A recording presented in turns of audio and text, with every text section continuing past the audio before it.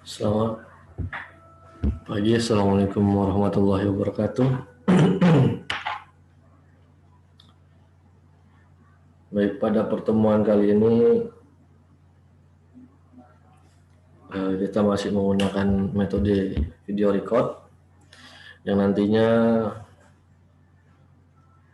mahasiswa dapat mendownload video ini di channel YouTube dan kemudian mengisi absen, dan apabila ada pertanyaan bisa ditanya di forum yang telah dibuat di e-learning maupun di portal mahasiswa masing-masing nantinya. Jadi mudah-mudahan dalam keadaan sehat walafiat walaupun masih masa pandemi, kita tetap beraktivitas sebagaimana biasanya. Baik, kembali lagi kita dalam perkuliahan hukum tata negara. Pada pertemuan kali ini kita akan membahas mengenai lembaga-lembaga negara, khususnya sebelum dan setelah amandemen Undang-Undang Dasar 1945. Nah, pada pertemuan yang lalu kita telah melihat bagaimana sejarah perkembangan dari ketatanegaraan Indonesia dari masa Belanda, Jepang, kemudian kembali lagi ke Belanda yang belum mengakui adanya kemerdekaan Indonesia sehingga membuat Republik Indonesia Serikat dengan konstitusinya pada masa itu adalah Undang-Undang Dasar RIS. Kemudian setelah Belanda mengakui kekalahannya, dirubahlah menjadi Undang-Undang Sementara 1950. Baru setelah itu kembali lagi ke Undang-Undang Dasar 1945.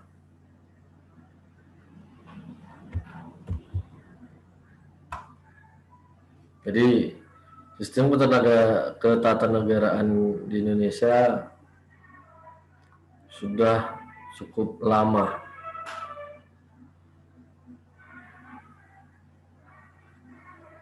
Terjadi berbagai perubahan.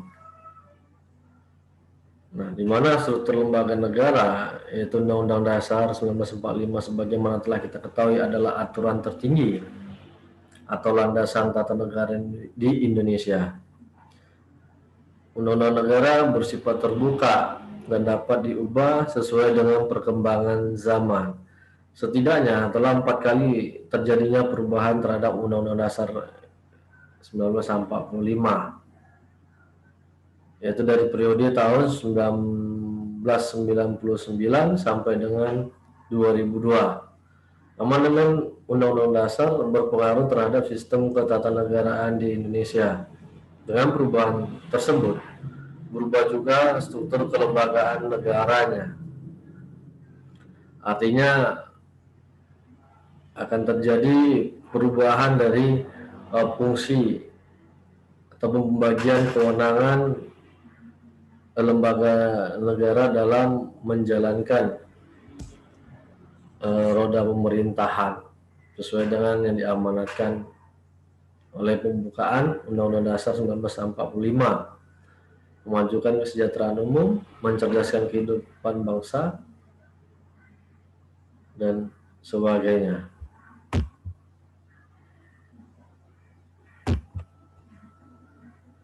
Nah, apabila kita lihat amandemen struktur ketatanegaraan di Indonesia sebelum terjadinya amandemen Undang-Undang Dasar 1945, kalau kita lihat kedudukannya, yaitu MPR Di bawahnya ada Undang-Undang Dasar 1945, di mana MPR pada masa itu merupakan adalah lembaga tertinggi negara. Jadi dia yang bertugas untuk mengubah daripada Undang-Undang Dasar 1945. Jadi keputusan terhadap Undang-Undang Dasar ada di tangan MPR. Nah, di bawah daripada MPR ada 5 lembaga negara, yaitu DPR, Presiden, BPK, DPA, dan MA. Nah, apa saja yang menjadi kewenangan masing-masing kelima lembaga ini? Kita lihat, sebelum amandemen, MPR, Majelis Permusyawaratan Rakyat, merupakan lembaga tertinggi negara yang diberikan kekuasaan tak terbatas. Kekuasaan tak terbatas. Jadi MPR inilah merupakan lembaga superpower. Jadi tidak ada lagi lembaga tata negara di Indonesia yang lebih tinggi dari MPR. MPR yang memutuskan segala kebijakan terhadap arah tujuan negara Republik Indonesia. Kita bisa lihat dari tugas dan wewenang daripada MPR. Yang pertama, membuat putusan yang nggak bisa ditentang oleh lembaga negara lain, termasuk menetapkan garis-garis besar haluan negara yang pelaksanaannya diamanatkan pada Presiden. Yang kedua, mengangkat Presiden dan Wakil Presiden, meminta dan menilai pertanggungjawaban Presiden mengenai pelaksanaan GBHN. 4. Memberhentikan Presiden kalau yang bersangkutan melanggar GBHN. Kemudian mengubah Undang-Undang Dasar 1945, menetapkan pimpinan majelis yang dipilih dari dan oleh anggota MPR, memberikan keputusan terhadap anggota yang melanggar sumpah anggota MPR, menetapkan peraturan tata tertib majelis, memberikan penjelasan yang bersifat penafsiran terhadap putusan-putusan majelis. Nah, jadi yang dikatakan kekuasaan tak terbatas itu adalah arah tujuan dari negara ini ditentukan oleh sidang paripurna MPR. Garis-garis besar haluan negara. Bagaimana nantinya bentuk negara, kemudian pembagian kekuasaan, kemudian pengaturan daripada anggaran belanja negara, semua ada di tangan MPR. Dan keputusan yang ditetapkan oleh MPR tidak bisa diganggu-gugat, tidak bisa diajukan uji materi, ataupun tidak bisa dibatalkan oleh pihak manapun ataupun lembaga manapun, termasuk Presiden.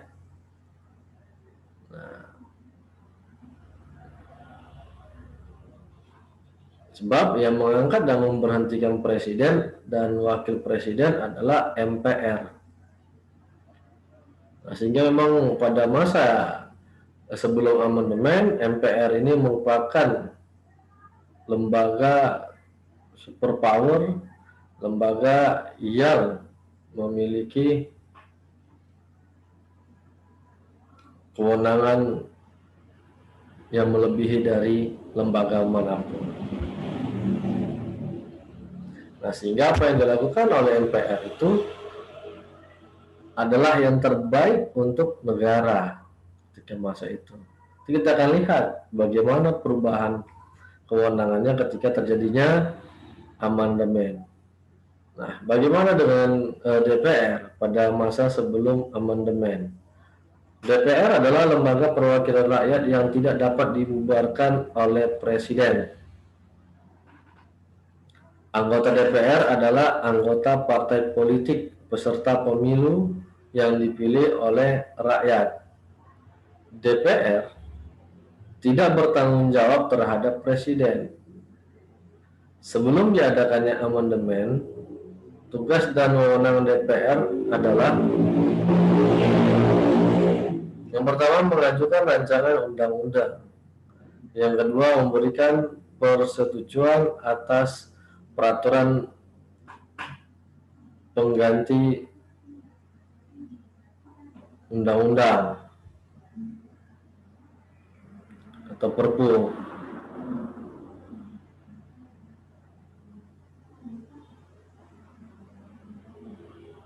Yang ketiga, memberikan persetujuan anggaran pendapatan dan belanja negara.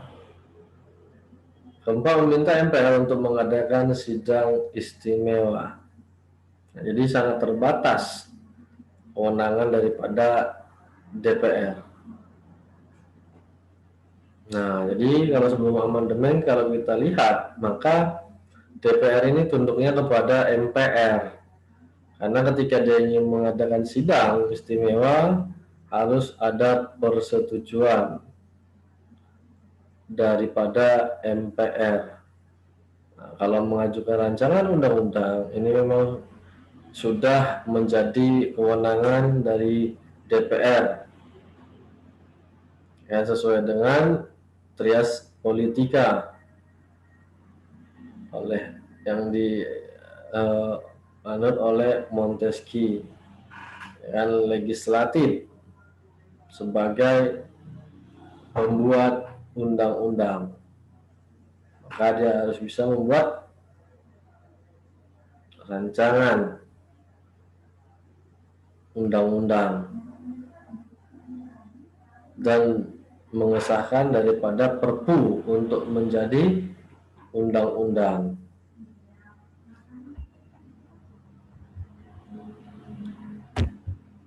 Nah, kemudian ada presiden.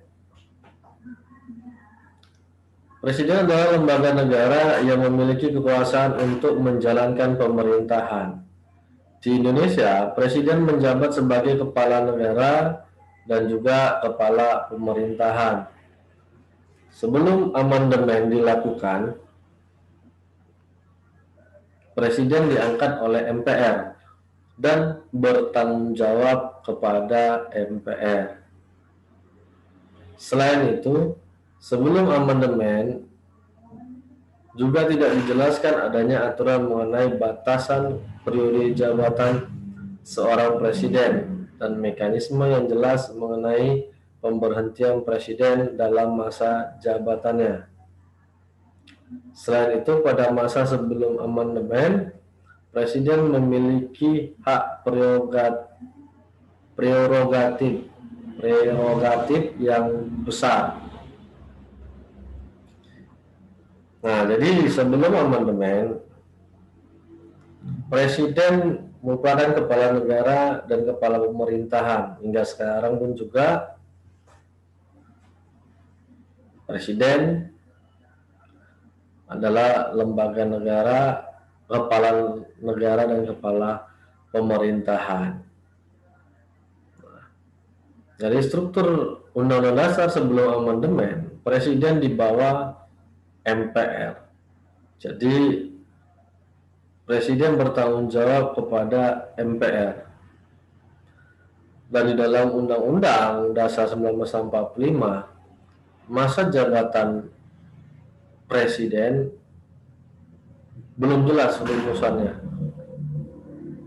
Artinya bahwa apakah seorang presiden hanya boleh mencalonkan, apakah seseorang ingin menjadi presiden hanya bisa satu kali dalam 5 tahun atau 2 kali dalam 5 tahun. Nah, ini yang tidak dijelaskan, sehingga sama-sama kita ketahui pada masa Orde Lama, seseorang bisa menjabat presiden lebih dari 2 periode. Jadi tidak ada batasan berapa periode. dia bisa menjabat. Sepanjang MPR menilai presiden dan wakil presiden tersebut tidak melanggar daripada GBHN, maka dapat diangkat kembali oleh MPR untuk menjadi kepala negara dan kepala pemerintahan.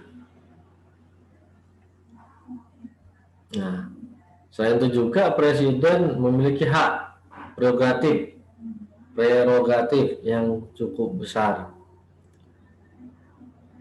Artinya bahwa sepanjang yang dilaksanakannya itu untuk kepentingan negara dan pemerintah, maka tidak ada yang bisa menentangnya. Tidak ada yang bisa keberatan terhadap apa yang menjadi kebijakan presiden dalam melaksanakan tugasnya sebagai kepala negara maupun kepala pemerintahan. Nah, kalau di beberapa negara, antara kepala negara dan kepala pemerintahan itu berbeda. Biasa kepala pemerintahan dihandle oleh Perdana Menteri, kepala negaranya raja ketika itu dari sistem parlementer. Nah, mengingat kita presidentil, maka presiden merangkap dua jabatan tersebut. Nah, wewenang presiden pada masa sebelum amandemen yaitu memegang posisi dominan sebagai mandatori MPR. Artinya tangan kanan daripada MPR.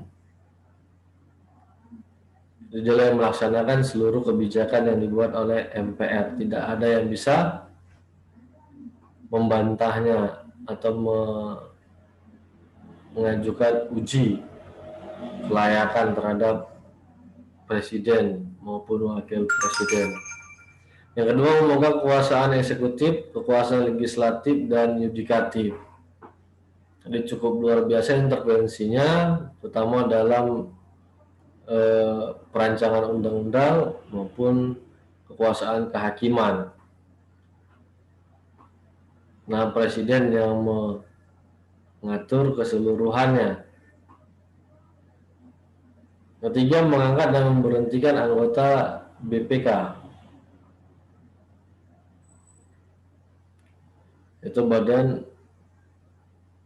Pemeriksa Keuangan.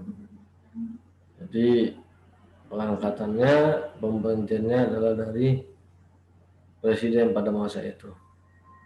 4. Menetapkan peraturan pemerintah pengganti undang-undang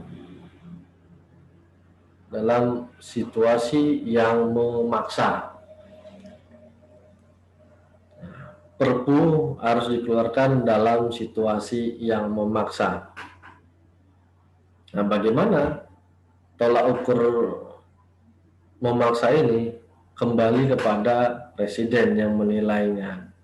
Ketika presiden menganggap itu adalah keadaan ataupun situasi yang memaksa, maka dia bisa mengeluarkan perpu. Jadi untuk tolak ukur yang baku untuk menentukan keadaan memaksa tersebut hingga saat ini belum ditetapkan.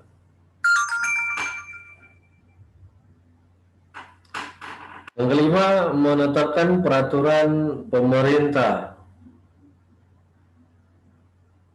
sebagai peraturan pelaksana daripada undang-undang maupun Undang-Undang Dasar 1945. 6. Mengangkat dan memberhentikan menteri-menteri. Nah, kemudian ada Mahkamah Agung.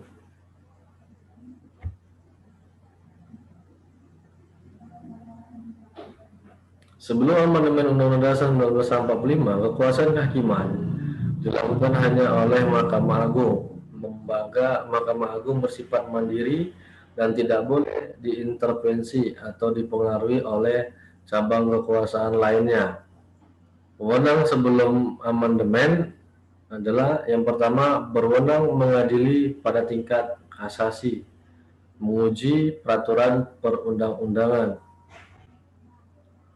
mengajukan 3 orang hakim konstitusi, memberikan pertimbangan kepada presiden untuk memberikan gerasi dan rehabilitasi.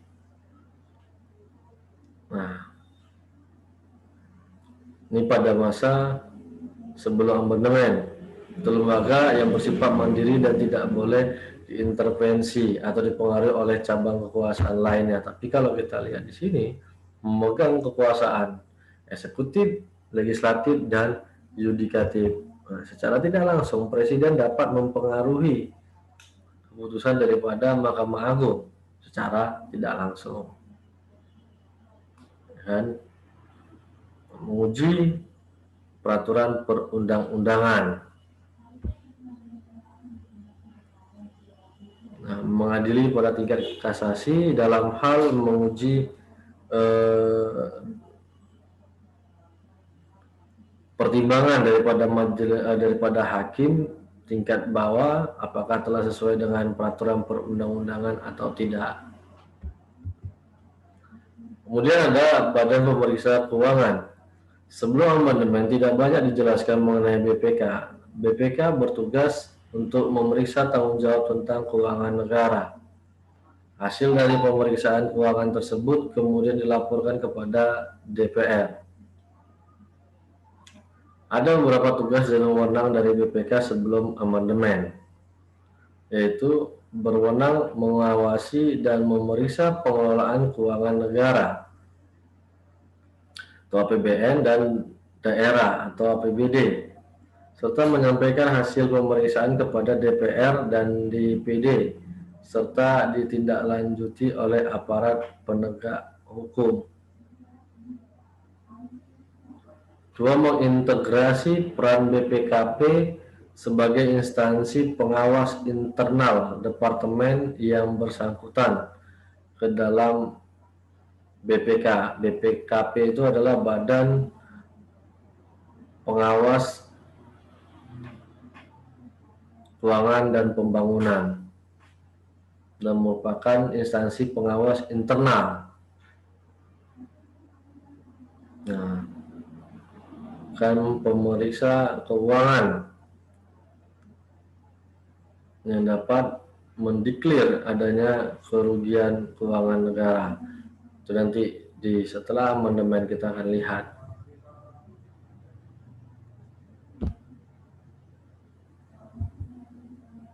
Nah, pada sebelum amandemen masih dikenal Dewan Pertimbangan Agung.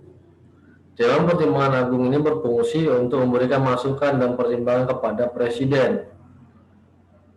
Dewan Pertimbangan Agung dibentuk berdasarkan pasal 16 Undang-Undang Dasar 1945. Tugasnya dan wewenangnya adalah pada ayat 2 pasal ini menyatakan kalau DPA berkewajiban memberi jawaban atas pertanyaan presiden dan berhak mengajukan usul kepada pemerintah. Kemudian dalam penjelasan pasal 16 sebutkan kalau DPA berbentuk Council of State yang wajib memberikan pertimbangan kepada pemerintah. Nah, jadi tugasnya hanya memberikan saran nasihat kepada presiden ketika presiden membutuhkan pertanyaan, artinya penasihat presiden lah ini, tapi ditentukan oleh Undang-Undang Dasar kedudukannya. Jadi sebelum presiden melakukan membuat satu kebijakan ataupun akan membuat satu terobosan, maka dia bertanya dulu kepada DPA ini, apakah bisa dilaksanakan apa tidak. Nah, namun berdasarkan perkembangan Setelah diamandemen Undang-Undang Dasar 1945, DPA ini telah hilang, tidak ada lagi maknanya. Nah, kita bisa lihat struktur ketatanegaraan setelah amandemen. Ini setelah amandemen ini.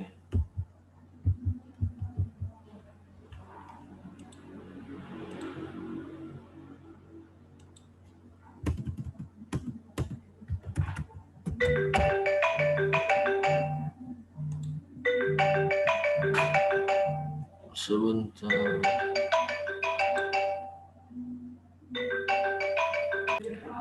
Baik, nah, kita lihat perbandingan dari struktur ketatanegaraan kita setelah amandemen Undang-Undang Dasar. Nah, kalau sebelumnya MPR berada di atas daripada Undang-Undang Dasar. Nah, sekarang kedudukan Undang-Undang Dasar 1945 merupakan adalah yang tertinggi, sumber dari segala sumber hukum. Nah, kita bisa lihat MPR hampir sama kedudukannya dengan DPR dan DPD, Dewan Perwakilan Daerah dan Dewan Perwakilan Rakyat. Kemudian ada BPK dan hilangnya DPA, Dewan Pertimbangan Agung, Presiden dan Wakil Presiden. Kemudian MA membawahi dua mahkamah, yaitu Mahkamah Konstitusi dan lahirnya suatu komisi sebagai pengawas daripada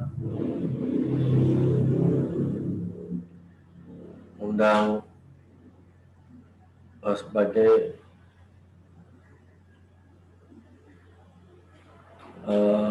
pengawasan daripadanya aktivitas tindakan yang dilakukan oleh hakim-hakim di bawah naungan Mahkamah Agung. Nah, setelah amandemen, MPR adalah lembaga tinggi negara yang memiliki kedudukan sejajar dengan lembaga tinggi lainnya. MPR juga kehilangan wewenang untuk memilih presiden dan wakilnya. Selain itu diatur juga mengenai sistem keanggotaan MPR. Itu MPR terdiri dari anggota DPR dan DPD.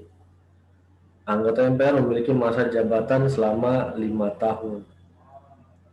Mengucapkan sumpah atau janji sebelum menjalankan amanat sebagai anggota MPR. Nah, tugas dan wewenangnya setelah amandemen yaitu melakukan amandemen dan menetapkan Undang-Undang Dasar, melantik presiden dan wakil presiden yang dipilih melalui pemilihan umum, memutuskan usulan yang diajukan DPR berdasarkan keputusan Mahkamah Konstitusi dalam hal pemberhentian presiden atau wakil presiden. Jadi dia hanya melantik, mengangkat presiden dan wakil presiden yang dipilih melalui pemilihan umum. Sedangkan untuk memberhentikan presiden dan wakil presiden harus berdasarkan usulan dari DPR. Ketika presiden ataupun wakil presiden melakukan pelanggaran terhadap Undang-Undang Dasar 1945. Itu ataupun melanggar daripada sumpah dan janjinya. Nah, setelah amandemen, MPR ini merupakan anggota perwakilan dari DPR dan DPD.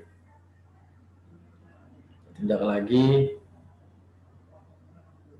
dipilih ataupun bersumber dari individu. Kemudian MPR diharuskan untuk bersidang paling tidak sekali dalam 5 tahun. Sidang MPR dinyatakan sah apabila untuk memberhentikan presiden harus didapat suara setidaknya 2/3 dengan minimum kehadiran anggota dalam sidang sebanyak 3/4 dari total jumlah anggota MPR. Dalam mengamandemen dan menetapkan Undang-Undang Dasar, suara yang dicapai harus 2/3 dari total suara MPR. Selain sidang-sidang di atas, sekurang-kurangnya mendapatkan suara 50% plus 1 dari jumlah anggota MPR. Nah, ini jadi sekali dalam 5 tahun MPR harus melakukan sidang, baik untuk mengamandemen, memberhentikan presiden, ataupun untuk kepentingan ataupun kebijakan lainnya. Dengan catatan harus dihadiri oleh 50% plus 1 dari jumlah anggota MPR. Anggota MPR ada 20, maka minimal 10 ditambah 1, jadi 11 suara dalam memutuskan sidang paripurna MPR. Nah, kemudian DPR, pasca dilakukannya perubahan terhadap Undang-Undang Dasar, DPR semakin diperkuat keberadaannya. Kini DPR memiliki wewenang untuk membuat undang-undang. Wewenang ini sebelum amandemen dimiliki oleh Presiden. Nah, dia dapat mempengaruhi kekuasaan dari eksekutif, legislatif maupun yudikatif. Nah, tugas dan wewenangnya membentuk undang-undang bersama dengan Presiden agar dicapai persetujuan bersama. Membahas dan memberikan persetujuan atas peraturan pemerintah pengganti undang-undang.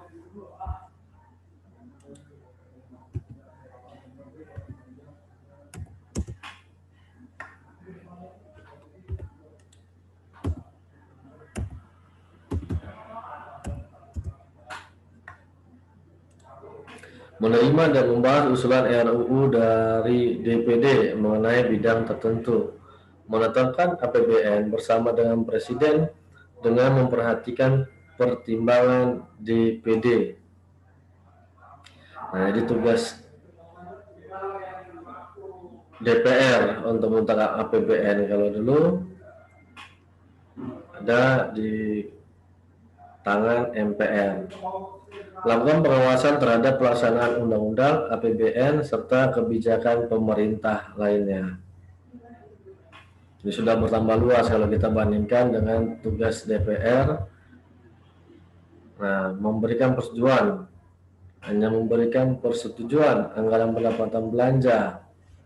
Artinya yang membuat adalah Presiden, sedangkan yang setelah amandemen menetapkan, artinya dibuat oleh DPR untuk APBN bersama dengan Presiden. Nah, selain itu DPR memiliki ada beberapa hak. Yang pertama, hak interpelasi, yaitu hak untuk meminta keterangan kepada pemerintah terkait dengan kebijakan yang telah dilakukan. Hak angket merupakan hak untuk menyelidiki pelaksanaan undang-undang dan kebijakan yang dibuat oleh pemerintah apabila ditemukan adanya pelanggaran terhadap pelaksanaan daripada undang-undang. Kemudian hak imunitas, yaitu hak kekebalan hukum. Anggota DPR tidak bisa dituntut karena pernyataan atau pertanyaan yang dikemukakan dalam rapat DPR, selama hal tersebut tidak melanggar kode etik. Hak menyatakan pendapat. DPR berhak untuk berpendapat mengenai pelaksanaan hak angket dan hak interpelasi. Dugaan bahwa presiden atau wakil presiden melakukan pelanggaran hukum, kebijakan yang diambil oleh pemerintah tentang kejadian luar biasa baik di dalam maupun luar negeri. Dia ada 4 hak daripada Presiden, yaitu hak interpelasi, angket, imunitas, dan hak menyatakan pendapat. Nah, inilah bertambah hak daripada kewenangan DPR. Nah, bagaimana dengan kedudukan ataupun kewenangan presiden setelah amandemen? Nah, sebelum amandemen, presiden diangkat dan dipilih oleh MPR. Nah, kini rakyat dapat secara langsung memilih presidennya lewat pemilihan umum. Presiden juga tidak perlu lagi bertanggung jawab kepada MPR, karena posisi antara MPR dan presiden kini sama tinggi. Wewenang presiden yang berubah setelah amandemen yaitu Hakim Agung dipilih oleh presiden berdasarkan pengajuan Komisi Yudisial dan disetujui oleh DPR. Anggota BPK tidak lagi diangkat oleh presiden, kini presiden hanya meresmikan anggota BPK yang dipilih oleh DPR dengan memperhatikan pertimbangan DPD. Jadi dia sudah independen, tidak lagi diangkat oleh presiden untuk BPK. Wewenang yang dimiliki oleh presiden setelah amandemen yaitu memegang kekuasaan pemerintah menurut Undang-Undang Dasar, memegang kekuasaan tertinggi atas angkatan darat, laut, dan udara, melakukan pembahasan dan pemberian persetujuan RUU bersama DPR, mengesahkan RUU menjadi undang-undang, menetapkan peraturan pemerintah pengganti undang-undang dalam situasi yang memaksa.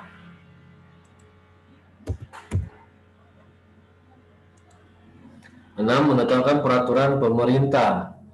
7. Mengangkat dan memberhentikan menteri-menteri. 8. Menyatakan perang, membuat perdamaian dan perjanjian dengan persetujuan DPR.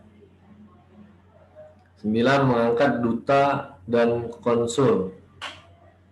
10. Menerima penempatan duta negara lain dengan memperhatikan pertimbangan DPR. Memberi gerasi dan rehabilitasi berdasarkan pertimbangan Mahkamah Agung. Memberi amnesti dan abolisi berdasarkan pertimbangan DPR. Menetapkan Hakim Agung yang dicalonkan KY dan disetujui DPR. Menetapkan Hakim Konstitusi yang calonnya diajukan oleh DPR dan MA. Kemudian 15. Mengangkat dan memberhentikan Komisi Yudisial dengan persetujuan DPR. Ada 15 penambahan wewenang yang dimiliki oleh Presiden setelah amandemen Undang-Undang Dasar. Kemudian ada DPD, merupakan lembaga dibentuk setelah amandemen.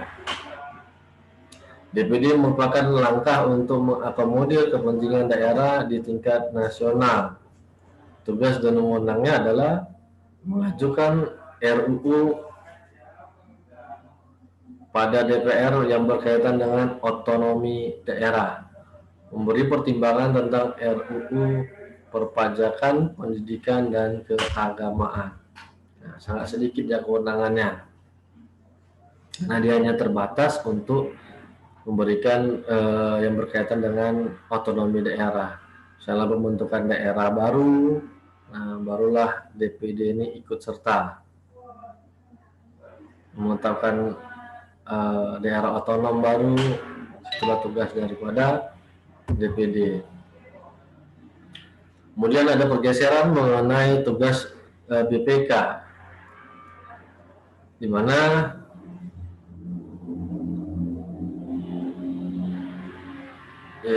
tugasnya adalah menyangkut aspek yang berkaitan dengan sumber dan penggunaan anggaran serta keuangan negara, yaitu memeriksa tanggung jawab keuangan negara dan memberitahukan hasil pemeriksaan kepada DPR, DPRD, serta DPD.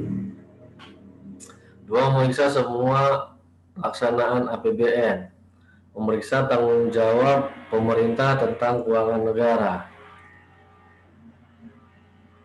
Ada 3 fungsi pokok BPK yang diatur dalam Undang-Undang Dasar. Yang pertama, fungsi operatif, yaitu melakukan pemeriksaan, pengawasan, dan penelitian atas penguasaan dan pengurusan keuangan negara. Fungsi yudikatif, yaitu melakukan tuntutan perbendaharaan dan tuntutan ganti rugi terhadap pegawai negeri yang perbuatannya melanggar hukum atau melalaikan kewajibannya dan menimbulkan kerugian buat negara. Kemudian fungsi rekomendatif merupakan memberikan pertimbangan kepada pemerintah tentang pengurusan keuangan negara. Jadi dia sudah memiliki kewenangan yang lebih besar. Mahkamah Agung merupakan lembaga negara yang memiliki kekuasaan untuk menyelenggarakan peradilan bersama-sama dengan Mahkamah Konstitusi. Mahkamah Agung membawahi badan peradilan dalam wilayah peradilan umum, militer, agama, tata usaha negara.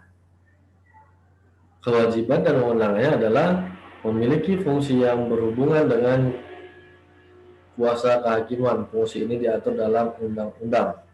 Berwenang mengadili di tingkat kasasi, menguji peraturan perundang-undangan di bawah undang-undang. Mempunyai wewenang lain yang diberikan oleh undang-undang. Memberikan pertimbangan dalam hal presiden memberi gerasi dan rehabilitasi. Mengajukan anggota hakim konstitusi sebanyak 3 orang.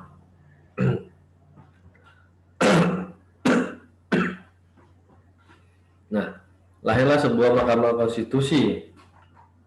Setelah amandemen Undang-Undang Dasar, Mahkamah Konstitusi ini dimaksudkan sebagai penjaga kemurnian konstitusi. Anggota hakim konstitusi ditetapkan oleh presiden, sedangkan calonnya diusulkan oleh Mahkamah Agung, DPR, dan pemerintah. Kewenangannya adalah menguji undang-undang terhadap Undang-Undang Dasar, memutuskan sengketa kewenangan antar lembaga negara, memutuskan pembubaran partai politik, memutuskan sengketa yang berhubungan dengan hasil pemilu, memberikan putusan tentang dugaan pelanggaran oleh presiden atau wakil presiden. Terakhir adalah Komisi Yudisial, berfungsi mengawasi perilaku hakim dan mengusulkan nama calon hakim agung. Anggota Komisi Yudisial terdiri dari 7 orang, yaitu 2 orang mantan hakim, 2 orang akademisi hukum, 2 orang praktisi hukum, dan 1 dari anggota masyarakat. Jabatannya ada selama 5 tahun.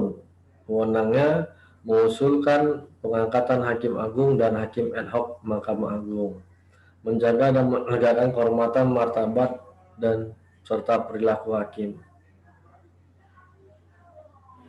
menetapkan bersama dengan Mahkamah Agung mengenai kode etik dan pedoman perilaku hakim, menegakkan kode etik dan pedoman perilaku hakim. Nah, inilah dia struktur ketatanegaraan kita sebelum dan setelah amandemen. Baik, demikian untuk pembahasan materi. Untuk selanjutnya kita bisa melakukan tanya jawab di forum yang telah saya sediakan. Assalamualaikum warahmatullahi wabarakatuh.